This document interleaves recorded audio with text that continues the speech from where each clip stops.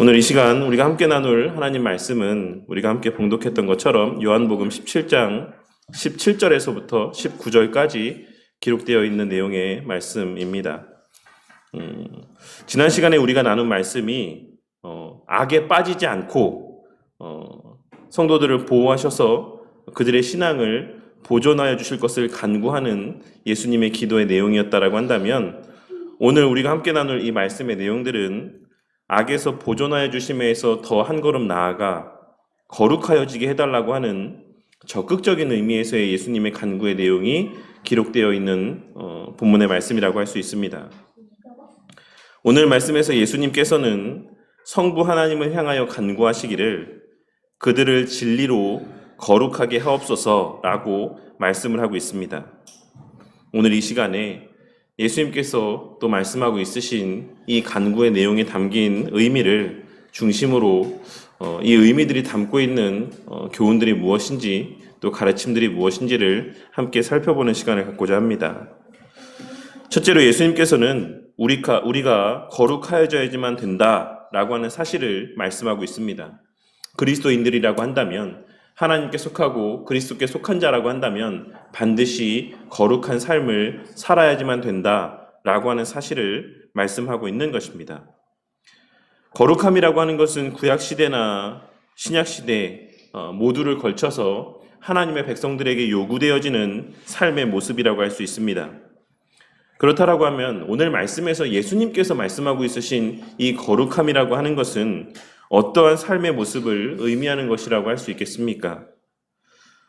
오늘 말씀에서 이 거룩이라고 번역되어 있는 표현은 엄밀한 의미에서 죄가 없는 깨끗한 상태에 포커스가 맞추어진 표현이라기보다는 죄와 구별되어 있는 그 구별된 상태에 더 포커스가 맞추어져 있는 표현이라고 할 수가 있습니다.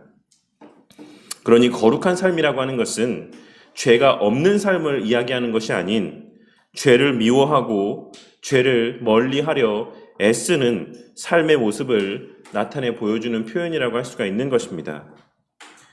하지만 우리는 이미 여러 번 설교 시간이나 여러 신학 강좌 시간에 들어서 알고 있는 것처럼 이 세상에서 완전한 거룩함의 상태 가운데 다다를 수 없다라는 사실을 잘 알고 있습니다. 우리의 옛 자아 가운데 잔존하는 옛 본성으로 말미암아 우리는 이 땅에서의 삶의 시간들 가운데 죄와 완전히 구별된 삶, 죄를 완전히 멀리하는 삶을 살 수는 없는 것입니다. 하지만 이 말이 죄송합니다. 아이들이 예배드리는 모습 때문에 잠깐 제가 집중력을 흐트리게 되었습니다. 하지만 이 말이 우리가 죄를 지어도 어쩔 수 없다, 거룩함과 무관한 삶을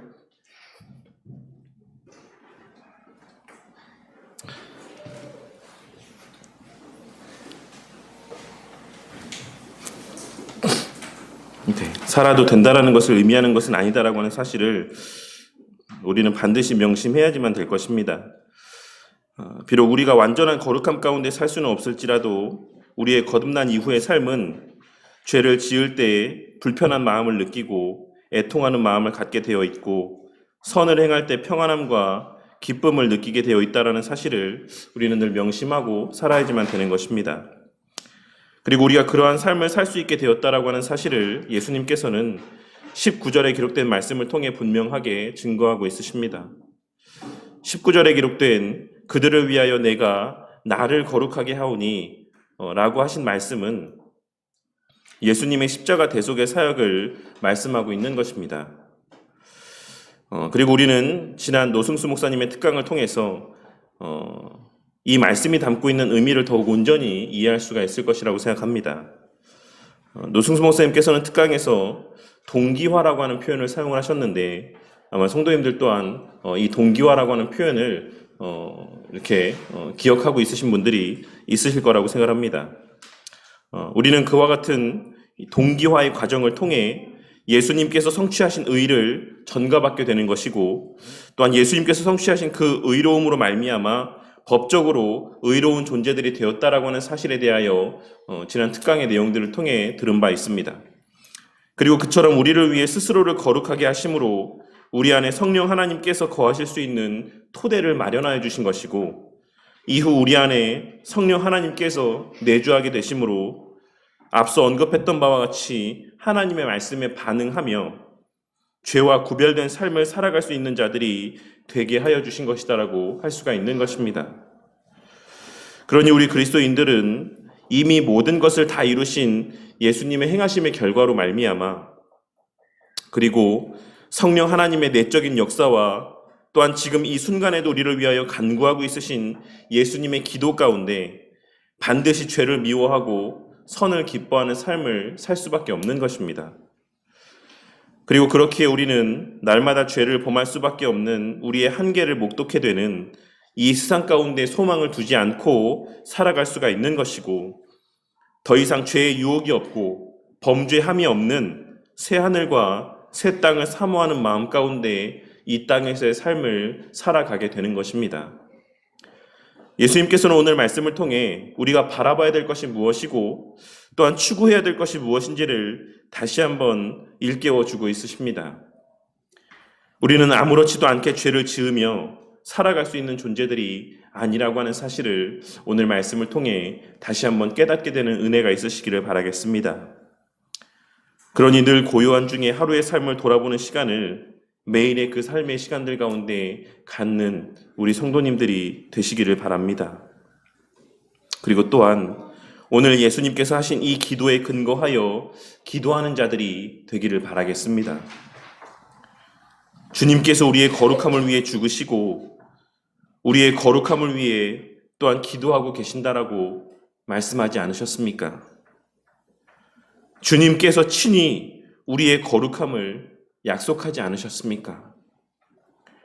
그러니 혹 우리 하루의 삶이 그 모든 시간들 가운데 제가 의도적으로 하나님께서 주시는 찔림의 마음들을 외면한 적이 있다라고 한다면, 의도적으로 하나님 주시는 불편한 마음들을 무시하며 내 마음의 악한 본성대로의 말과 행동 가운데 살았던 삶의 모습들이 있다라고 한다면, 이 시간 깨닫게 하여 달라 기도하는 우리 성도님들이 되시기를 바라겠습니다. 이렇게 기도하며 하루의 삶의 시간들을 돌아보는 시간들을 갖고 그 과정들 가운데 깨닫게 하신 것들을 하나님 앞에서 회개하는 시간들을 갖는 자들이 되기를 바라겠습니다. 그것이 우리의 성화의 출발점입니다. 우리는 우리의 여전한 죄인됨을 자각하면서부터 거룩하여져 가기 시작하는 것이다라고 하는 사실을 오늘 말씀의 내용을 통해서도 다시 한번 발견하고 깨닫는 자들이 되어야만 하는 것입니다. 그리하여 그러한 은혜 가운데 매일의 삶 속에서 날마다 조금씩 더 죄를 미워하고 멀리하며 죄에 대하여 민감하게 반응하여져 가는 그야말로 거룩한 자들이 되어가는 우리 성도님들이 되시기를 바라겠습니다. 또한 둘째로는 우리는 오직 진리의 말씀으로만 거룩하여질 수 있다라고 하는 사실을 말씀하고 있으십니다.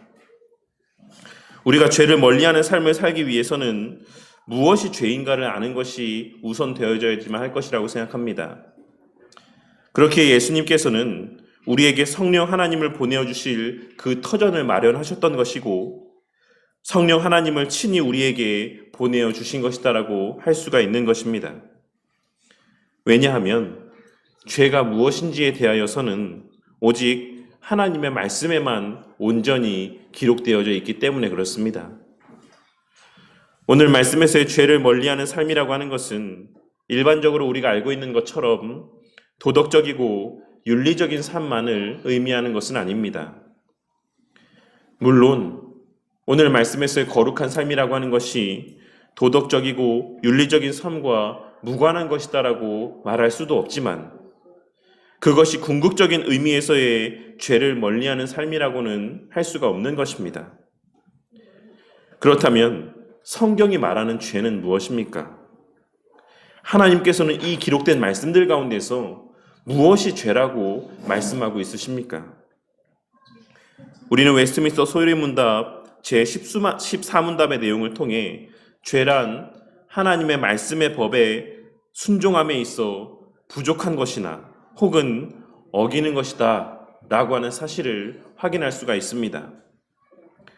그리고 그 하나님의 법에 대하여서 하일레베르크 요리문답 4문답에서는 가라사대에 내 마음을 다하고 목숨을 다하고 뜻을 다하여 주 너의 하나님을 사랑하라 하셨으니 이것이 크고 첫째 되는 계명이요 둘째는 그와 같으니 내 이웃을 내 몸과 같이 사랑하라 하셨으니 이 두 계명이 온 율법과 선지자의 강령이니라 라고 하는 마태복음 22장에 기록된 예수님의 이 말씀의 내용이 바로 하나님의 그 말씀의 법의 핵심이라고 증거하고 있습니다.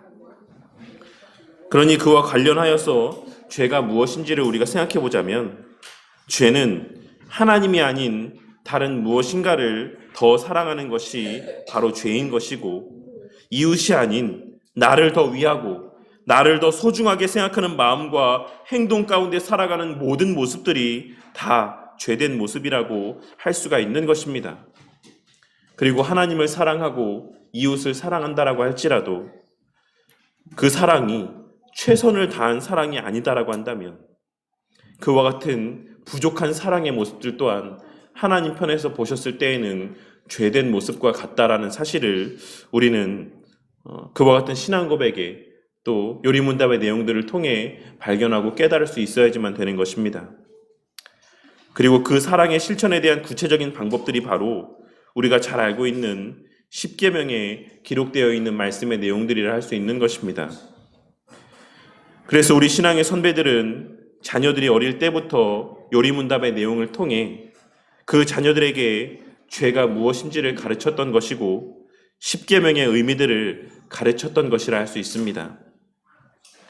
하지만 오늘날 이 시대의 주의 몸된 교회 안에서 십계명이라고 하는 것은 마치 구시대의 유물처럼 여겨지게 되고 말았습니다. 오늘날 이 시대의 수많은 교회들 안에서는 십계명에 대한 가르침들이 증거되어지지 않고 교인들은 십계명에 담겨있는 그 풍성한 의미는 고사하고 십계명에 어떤 내용들이 기록되어 있는지도 가물가물한, 갑자기 십계명에 대해서 물으면 십계명에 어떤 내용이 기록되어 있는지도 대답을 하지 못하는 그러한 시대를 우리는 살아가고 있는 것입니다. 그리고 그 결과 오늘날 이 시대는 하나님 중심이 아닌 사람 중심의 시대가 되었고 교인들조차도 내 중심의 삶, 그저 다른 사람들에게 피해만 끼치지 않으면 된다라고 하는 그와 같은 이기적인 삶, 그러한 모습이 우리 가운데 만연해진 것이다라고 할 수가 있는 것입니다. 하지만 우리 그리스도인들의 삶이라고 하는 것은 결코 그와 같이 다른 이에게 피해만 끼치지 않으면 되는 삶에 머물 수 없다라고 하는 사실을 오늘 말씀을 통해 깨닫고 명심함 가운데 살아가는 저와 우리 모두가 되기를 바라겠습니다. 우리는 하나님을 최선을 다해 사랑하는 삶을 살아야 될 뿐만 아니라 그 하나님을 최선을 다해 사랑하는 한 방편으로 우리의 이웃 또한 최선을 다해 사랑하는 삶을 살아가야지만 되는 것입니다. 이웃에 대하여 죄를 짓지 않는 정도를 넘어서서 이웃의 부족과 연약을 치우기 위해 최선을 다하는 삶, 우리의 일용할 양식을 위해서 간구하고 그와 관련하여 실제적인 행함이 있는 삶을 살아가는 자들이 되어야만 한다는 것입니다.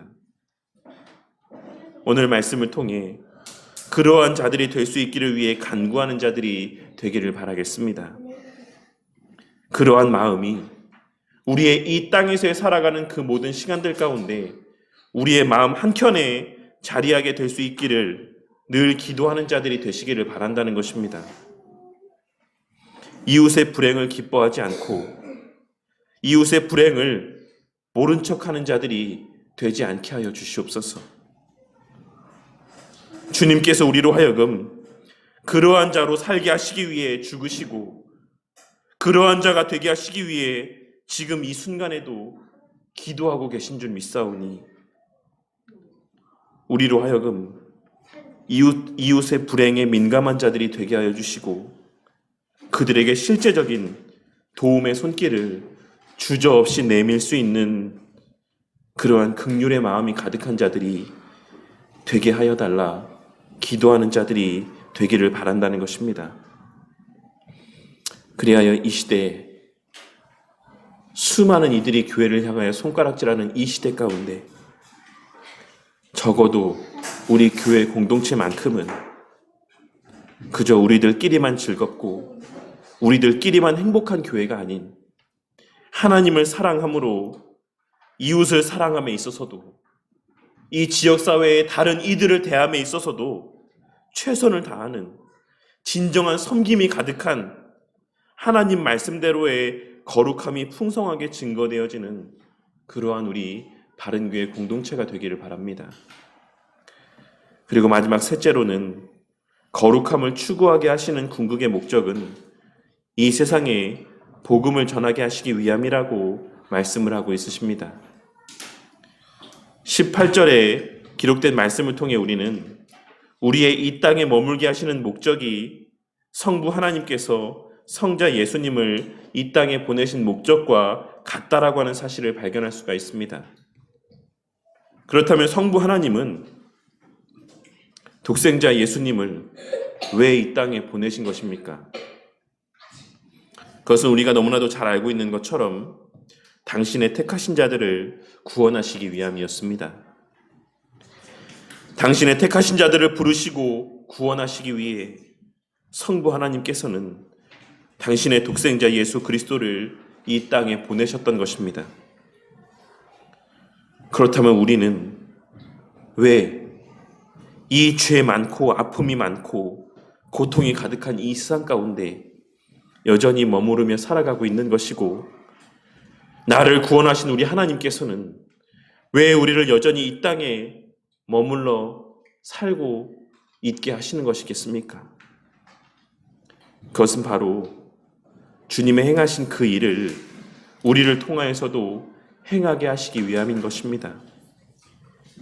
이 사실을 명심하고 살아가는 저와 우리 모두가 되기를 바라겠습니다. 왜 예수님께서는 우리의 거룩함을 위해 기도하고 있으십니까? 왜 하나님께서는 우리를 향하여 거룩하라고 말씀하고 있으십니까? 어차피 죽으면, 어차피 천국에 가면 완전한 영화의 상태에서 완전한 거룩함 가운데 살 수 있는데 우리의 한계와 연약을 뻔히 아시면서 왜 우리로 하여금 이 땅에서 거룩한 자로서의 삶을 살 수 있게 되기를 위해 애쓰라고 말씀하시고 그러한 삶을 살 수 있게 되기를 위해 우리를 위해 기도하고 있으신 것입니까? 왜 우리로 하여금 죄를 멀리하는 삶을 살라 말씀하시고 내 이웃을 내 몸과 같이 사랑하라 말씀하시는 것이겠습니까? 그 모든 하나님의 명령의 궁극의 목적이 바로 복음을 전하게 하시기 위함이라는 사실을 우리는 오늘 말씀을 통해 발견하고 깨달을 수 있어야지만 되는 것입니다. 그리고 이 말은 바꿔 말하자면 우리가 거룩하지 않을 때, 우리가 죄를 멀리하지 않을 때, 우리가 우리의 거룩함을 위해 애쓰지 않을 때, 우리가 내 이웃을 내 몸과 같이 사랑하지 못할 때 하나님의 복음은 결코 온전히 증거되어질 수 없고 하나님의 복음은 온전히 전파될 수 없다라는 사실을 의미하는 것이기도 합니다. 오늘날 교회들마다 왜 모이는 자의 수가 날로 줄어만 가고 있습니까? 그 이유는 저나 우리 성도님들이나 우리 모두가 너무나도 잘 알고 있는 것이니 굳이 더 이상 길게 이야기하지 않겠습니다. 이미 제가 설교 때나 여러 성도님들과 대화를 나눌 때 인용했던 여러 차례 인용했었던 C.S. 루이스가 쓴 스크루테이프의 편지의 내용에서와 같이 마귀는 우리로 하여금 교회를 가지 못하도록 막는데 그 힘을 기울이는 것이 아니라 우리를 이 교회 안에만 머물게 함으로 하나님의 복음이 전파되지 못하게 하기도 한다라는 사실을 우리는 늘 깨닫고 명심함 가운데 살아갈 수 있어야지만 될 것입니다. 교회를 가는 목적이 나의 행복과 나의 만족만을 위한 발걸음이 되도록, 우리의 신앙생활의 목적이 우리 믿는 자들끼리만 즐겁고 행복한 신앙의 삶이 되도록 우리의 마음을 붙들어 놓고 우리의 시선을 붙잡아 놓음으로써 복음이 더 이상 외부로 전파되지 못하도록 가로막기도 한다라는 사실을 우리는 깨달을 수 있어야지만 된다라는 것입니다. 우리가 우리끼리만 즐거운 교제를 누릴 장소는 이 땅에서의 가시적인 이 교회 공동체가 아니다라고 하는 사실을 깨닫게 되는 은혜가 있기를 바라겠습니다. 우리가 믿는 자들끼리, 구원받을 자들끼리만 함께 모여 다함이 없는 기쁨의 교제를 누릴 장소는 이 땅에서의 가시적인 교회 공동체가 아닌 저 천국에서의 새 예루살렘 성에서라는 사실을 우리는 늘 깨닫고 명심함 가운데 살아갈 수 있어야지만 된다라는 것입니다. 이 땅에서의 교회의 존재 목적은 그저 우리끼리만 즐겁고 우리끼리만 행복하게 살게 하시기 위함이 아닌 복음을 전하게 하시기 위함이라는 사실을 깨닫고 명심함 가운데 살아가는 우리 바른교회 성도님들이 되시기를 바라겠습니다. 얼마 전에도 함께 기도하는 시간들 가운데 말씀을 드렸지만, 그러한 의미에서, 그러한 교회의 이 땅의 존재 목적의 그 의미의 연장선상에서 교회는 이 세상에 대하여 무한한 책임을 가지고 있다라는 사실을 늘 명심하고 살아가는 저와 우리 모두가 되기를 바랍니다. 우리가 우리 주변에 믿지 않는 자들을 목독해 될 때 나는 그들과 같이 세상에 머물지 아니하고 이 교회 공동체 안에 머물고 있다라는 사실에 대하여 안심하고 감사하기보다는 그들에 대한 우리의 책임을 다하지 못함에 대한 회개의 마음들이 우리의 마음 가운데 생겨나게 되는 은혜가 있기를 바랍니다. 그들이 교회를 미워하고 교회에 대하여 부정적인 인식을 갖고 교회를 향한 편견을 갖게 되므로 그들이 이 교회 가운데 발걸음하지 못하고 여전히 세상 가운데 머물러 있는 것에 대한 책임감을 느낄 줄 아는 저와 우리 모두가 되기를 바란다는 것입니다. 그리고 오늘 말씀에서와 같이 오늘부터라도 더욱 거룩한 자들이 될 수 있기를 위해 기도하고 늘 계명의 말씀에 담긴 의미들을 떠올리며 하나님을 사랑하듯 내 이웃을 최선을 다해 사랑하는 자들이 될 수 있기를 위해 기도하고 애쓰는 자들이 되어야만 할 것입니다. 그러할 때 교회는 교회로서의 역할을 잘 감당할 수가 있을 것이고 성도는 성도로서의 사명을 온전히 감당할 수 있을 것입니다. 오늘 말씀을 통해 그리스도인의 거룩한 삶이라고 하는 것은 우리의 선택의 영역의 문제가 아닌 필수의 영역에 속한 문제인 것을 깨닫게 되고, 그 궁극의 목적, 성도의 거룩함의 궁극의 목적은 우리를 통해 복음을 전하게 하시기 위함이라고 하는 사실을 깨닫게 되는 저와 우리 모두가 되기를 바랍니다. 그리고 그러한 의미에서 하나님의 계명의 말씀의 의미를 바르게 깨닫고 가르치며 또한 귀하게 여기는 이러한 개혁주의 신앙의 교회에 출석하게 된 우리 성도님들에게는 다른 여느 교회들을 출석하는 다른 성도님들보다 이 세상에 대한 더 큰 책임이 부여되어 있다라는 사실을 깨닫게 되는 은혜 또한 있기를 바라겠습니다. 더 많이 알게 하시고 더 바르게 알게 하시고 더 풍성히 알게 하신 만큼, 그러한 은혜를 베풀어 주신 만큼 우리가 감당해야 될 그 책임의 무게 또한 더욱 무겁다라는 사실을 깨닫는 저와 우리 모두가 되기를 바란다는 것입니다. 그리하여 그 책임의 무게만큼 내 이웃에게 복음을 전할 수 있기를 위해 더욱 조심하고 더욱 근신하고 더욱 기도하고 더욱 겸손하며 더욱 애써 섬기는 자들이 되기를 바라겠습니다. 물론 그러한 삶이라고 하는 것이 우리의 힘으로는 감당할 수 없는 일이지만 오늘 말씀을 통해 알 수 있는 것처럼 예수님께서 그 모든 토대를 마련하셨고 그 모든 은혜들을 허락하여 주셨고 지금 이 순간에도 우리를 위하여 기도하고 계심을 떠올리며 그러한 자들이 될 수 있기를 위해 담대히 기도하는 저와 우리 모두가 되기를 바라겠습니다. 그리하여 우리에게 허락하신 이 귀한 진리에 대한 깨달음이 우리를 통해 다른 이들에게 증거되어지므로 이 지역사회 안에 우리가 알고 우리가 믿고 우리가 확신하는 이 진리를 함께 보고 함께 듣고